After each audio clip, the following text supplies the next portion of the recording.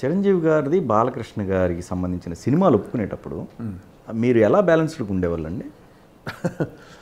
ఎందుకంటే నాకు అల్టిమేట్గా చిరంజీవి గారు అంటే నేను ఈరోజు చెప్తానండి, మీ దీన్ని ఎదుగుండా చెప్తున్నాను, చాలా భయం వేస్తుంది. ఫస్ట్ ఆఫ్ ఆల్ ఒక పక్క చేయాలని ఇంట్రెస్ట్, చిరంజీవి గారి సినిమా చేసి కొట్టాలరా అని ఉంటుంది లోపల.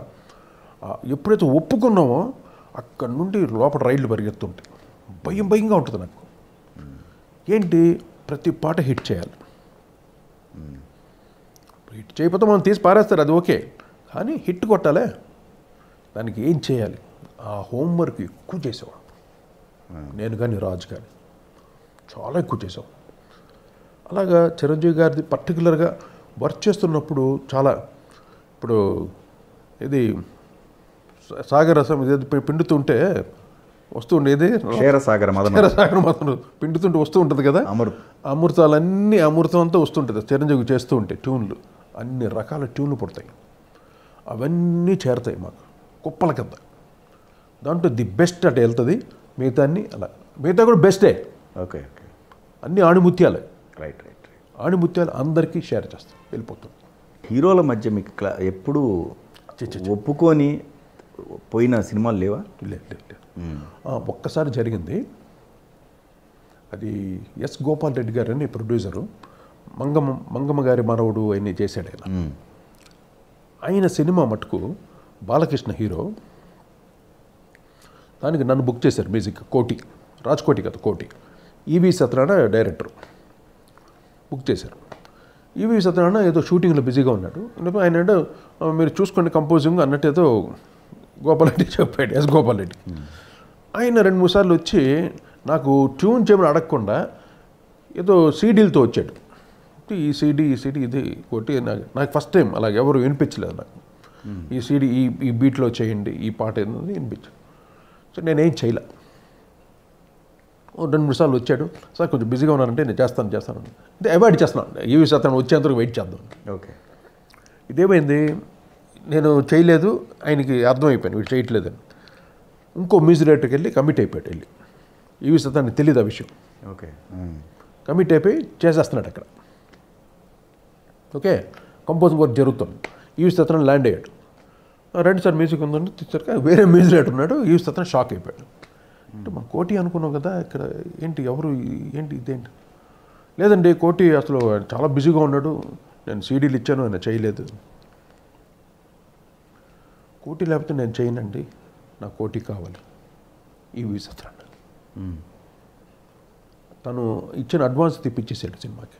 చాలా గొప్ప విషయం సార్. ఎంత గొప్ప విషయం కాదు అసలు, నిజంగా ఈవి సత్యనారాయణ అంటే నాకు అంత గౌరవం. నాకు ఒక బ్రదర్ లాగా. ఆ టైంలో ఈవి సత్యనారాయణ గారు ఉన్నాడు, సూపర్ హిట్.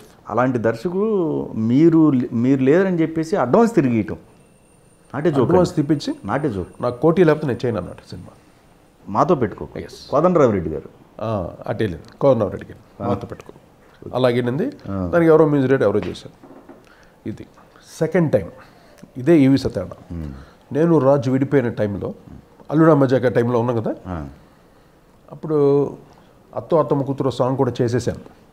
అది చేయలేదు, సారీ సార్. రాముల వారి పాట అయింది, మా ఊరి దేవుడు, అది అయింది. అల్లుడా మజాకా టైంలో చెప్తాను. ఓకే. ఏదో ఒక పాట రికార్డ్ చేసాం. అప్పుడు కూడా రాజు ప్రాబ్లం అయిపోయి ఈవి సత్యనారాయణ పిలిచి చెప్పాను, బస్ నువ్వు ఫస్ట్ టైం చిరంజీవి గారి సినిమా చేస్తున్నావు,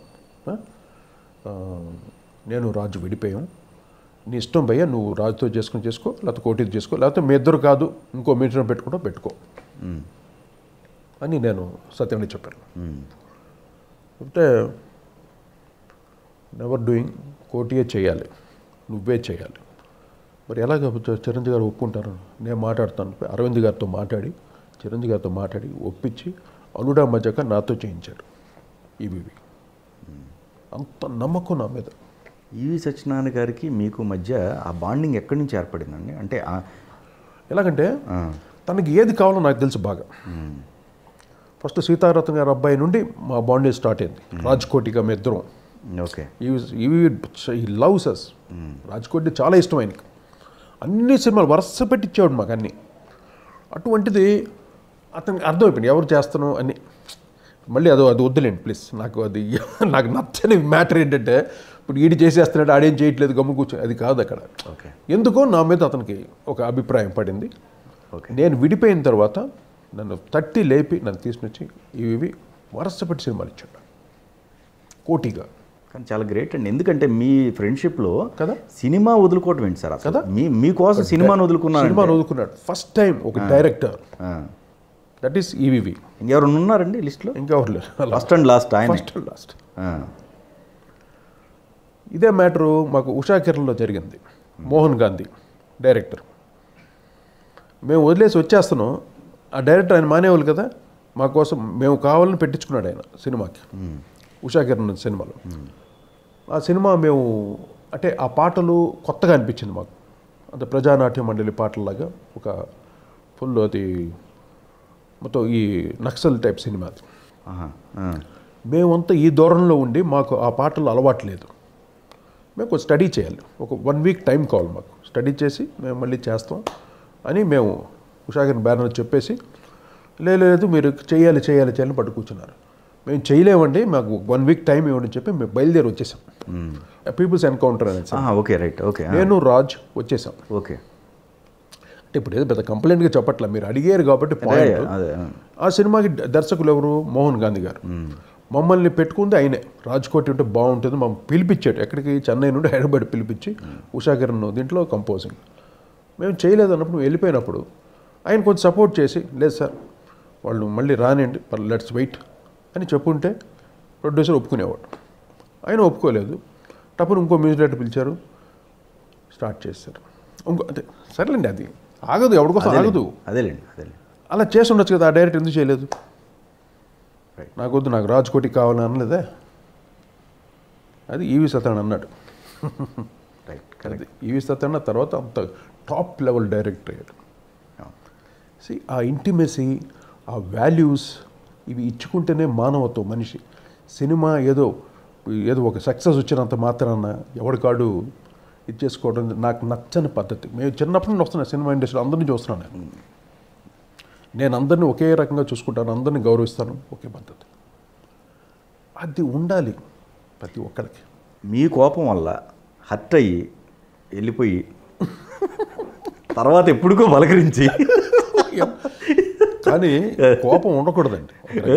నాకెందుకు కోపం వస్తుందంటే, నేను పర్సనల్గా ఏముండదు, పర్సనల్ కోపాలు ఉండదు. లేదు ఆ వర్క్లో నేను చేసేది ఎలా, నువ్వు బాగుంది కదా ఎందుకు దీన్ని మారు అన్నట్టే. ఎగ్జాక్ట్. నాకు చాలాసార్లు మోహన్ బాబు గారితో అయ్యేది గొడవ వెళ్ళిపోతే బి గోపాలు ఆయన విక్టిమ్ అయ్యేవాడు పాపం. ఆయన వచ్చి కాంప్రమైజ్ చేసి, కానీ అలాగే సినిమాలు వదులుకోవటం అని లేదు.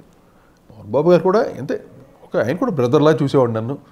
అంటే తీసేవచ్చుగా, ప్రొడ్యూసర్ అంతా తీసిపోద్దామంటే వీడి బలుపు ఎక్కువ ఉంది, పొగరు పడతాడు, తీరు. ఎందుకంటే మన టాలెంట్ తెలుసు వాడికి, మన వర్త్ ఏంటిని తెలుసు. రైట్. అందువల్ల సరే పడదాం, వీటితో వీడు కోపిస్తాడు మూర్ఖుడు అనేసి కొంచెం పడతారు. అంటే నాకు ఊరికే ఎందుకు పర్సనల్ కోపాలు ఏముంటాయి? ఇప్పుడు అసలు మామూలు విషయం కాదు, మోహన్ బాబు గారే అసలు ఇండస్ట్రీలో మామూలు కోపం కాదు. ఆయన్నే నేను లేచి ఊరికి విసిగి పెట్టాడు. నేను లేచి ఆర్కెస్ట్రా ప్యాకప్ చెప్పి నేను వెళ్తున్నా, ఆయన వచ్చి మళ్ళీ ఆయన నొక్కి ప్యాకప్ అన్నాడు. నేను ఆయన మీరే సార్ ప్యాకప్ చెప్తారు, నేను చెప్పాలి ఆర్కెస్ట్రాకి, who are you to stay my orchestra, not your orchestra అని చెప్పి అంటే బయటకు వెళ్ళిపోయాడు. నా కార్ కోసం నేను వెయిటింగ్, నేను అటు తిరుగుతూ ఈయన బయటకు వచ్చి ఈయన ఇటు చూస్తూ కారు కోసం ఇద్దరు ఎడమొక్క పెట్టి నేను కారుకి చొర్రని వెళ్ళిపోతాను. నేను ఆయన కూడా జమ్ముని వెళ్ళిపోవటం అంతే. ఒక 2 రోజులు నిశ్శబ్దం, స్టూడియో అంతా అయ్యో ఏంటి మా గొడవ అయిపోయింది, ఏంటి ఏమవుద్ది అని అందరూ వెయిటింగ్ అనమాట.